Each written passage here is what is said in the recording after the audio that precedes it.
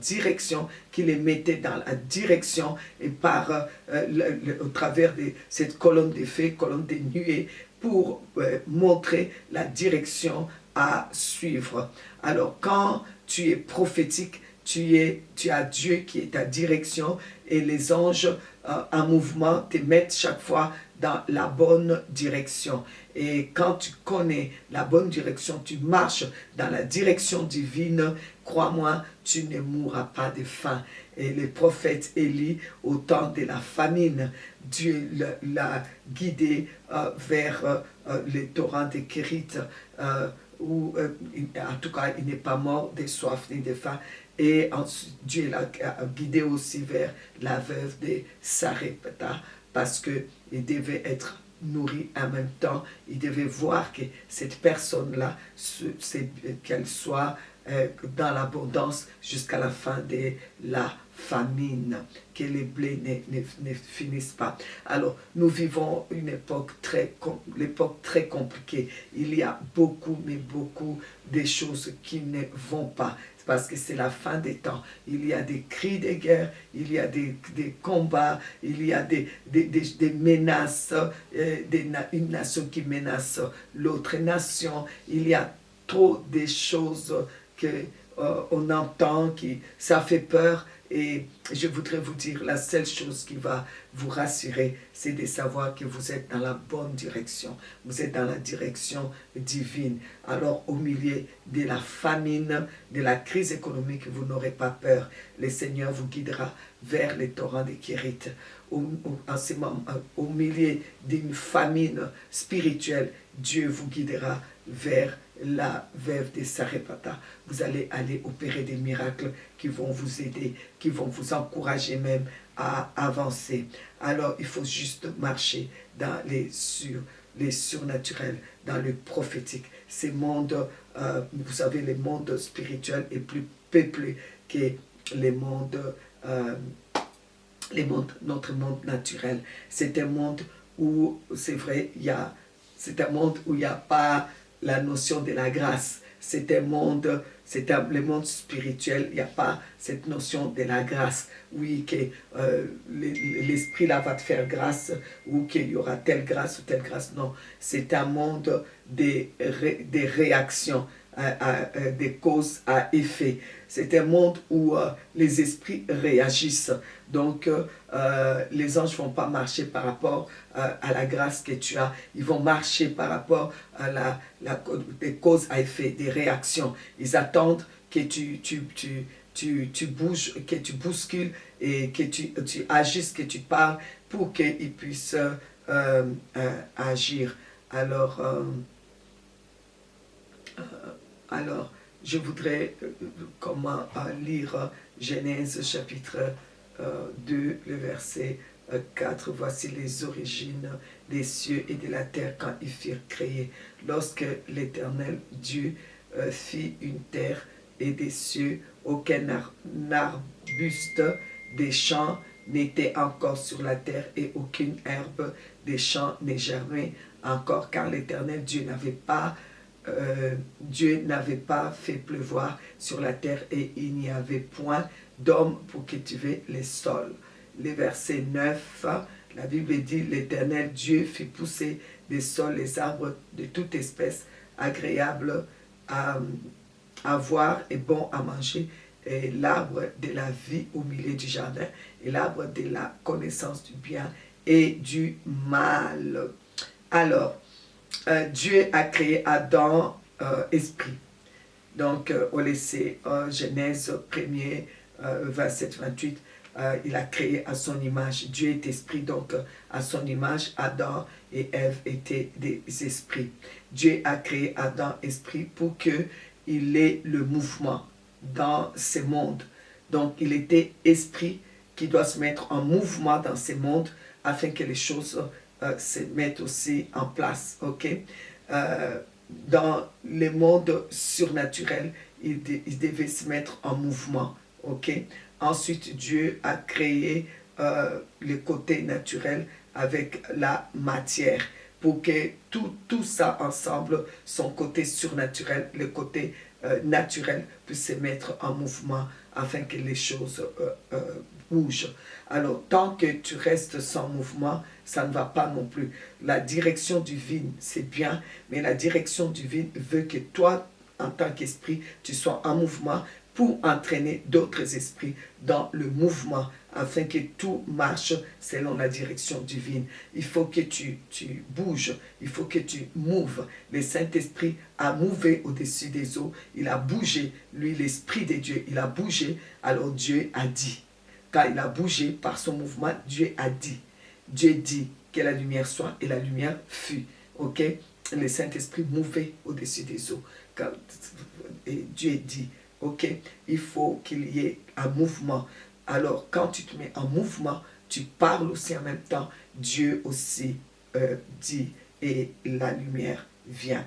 Amos 3, 7, car le Seigneur l'Éternel ne fait rien sans avoir révélé son secret à ses serviteurs, les prophètes. Qui est un prophète aujourd'hui?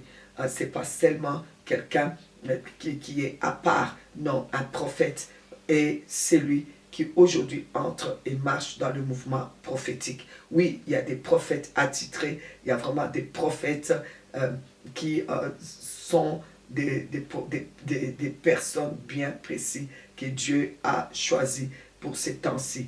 Mais tous ceux qui aujourd'hui sont dans un rôle, dans ce monde prophétique, on peut dire qu'ils ont un esprit prophète, un esprit des prophètes, ok? Parce que Dieu les amène dans son secret, ok? Alors, je voudrais donc vous appeler à marcher dans les secrets de Dieu, parce que quand tu es dans la direction de Dieu, Dieu t'amène à découvrir les secrets, à te dire, voilà, pendant que tu marches là, il y a ça, il y a ça. Dieu va te montrer des choses.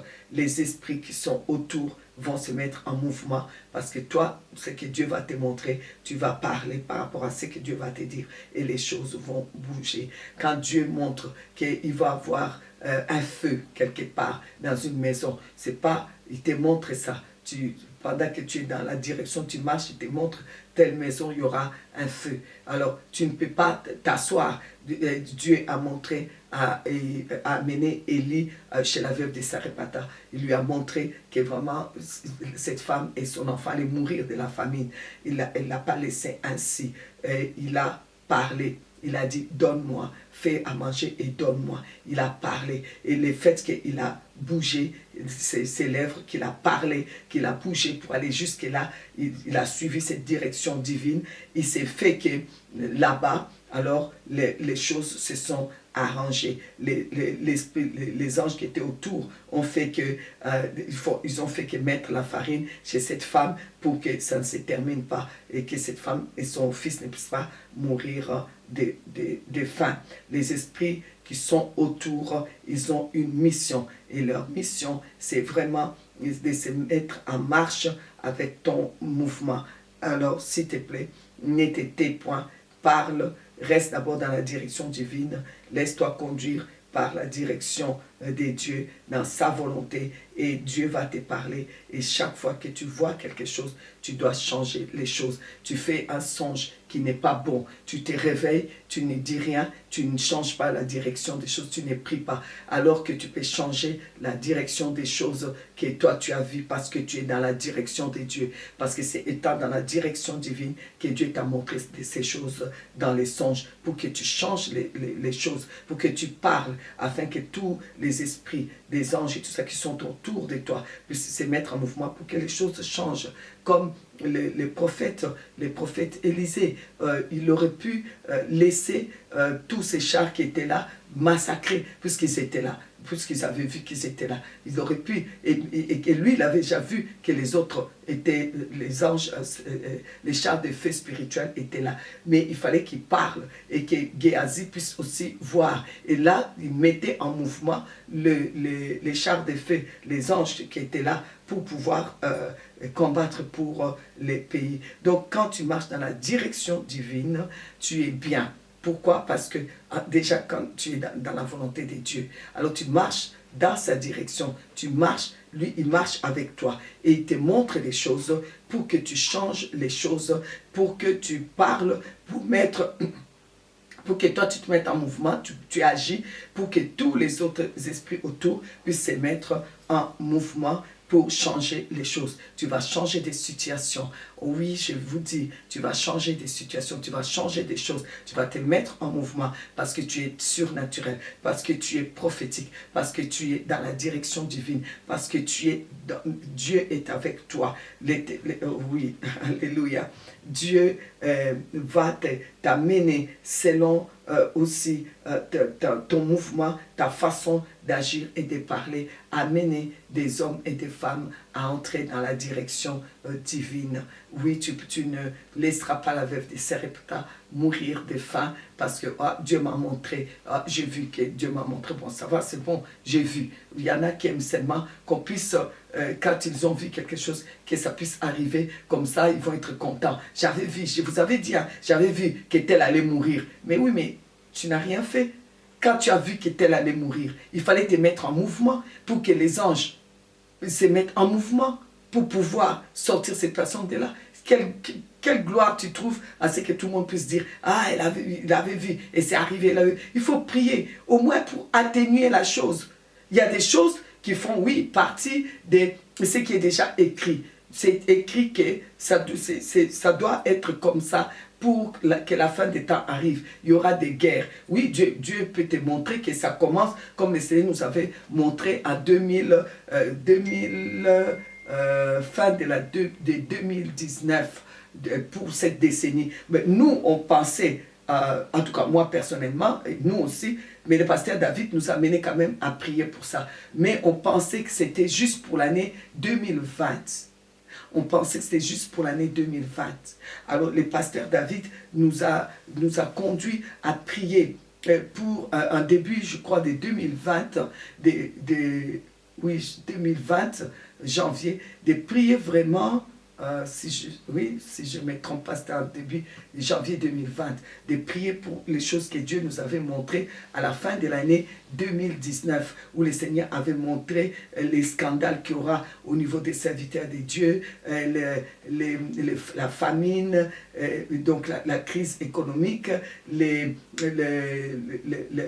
maladies, donc les épidémies qui allaient être mondiales, les maladies éradiquées qui allaient revenir, tout ça. Alors donc, Dieu merci, on a prié et je crois que notre prière a quand même servi à quelque chose, je crois. Alors, s'il vous plaît, il faut vraiment que vous vous mettez en mouvement quand Dieu vous a montré quelque chose, quand Dieu vous a parlé. Pour cela, soyez dans la direction de Dieu. Vous n'allez pas déjà vous-même mourir de faim, mais vous allez aussi sauver d'autres de la famine. Alors, restez dans la direction divine, bougez, et quand vous voyez quelque chose, ne laissez pas arriver. Le prophète n'a pas seulement montré à Géasi, ah regarde, moi je sais voir. Non, il a montré pour pouvoir dire que moi je vais agir, je vais me mettre en mouvement. Tous ces chars, ils vont se mettre en mouvement. On va sauver notre nation. Vous voyez, donc c'est ça qu'il faut faire avec la direction divine. Non pas aussi Élie venir seulement manger chez la veuve de Sarepta et les laisser mourir et puis dire, ah vous voyez la veuve que Dieu avait dit, ah ben je l'ai trouvée, elle existe, donc c'est vrai. Donc non, il faut bouger. Amen, que Dieu nous fasse du bien, demeurer béni au nom de Jésus-Christ. Amen.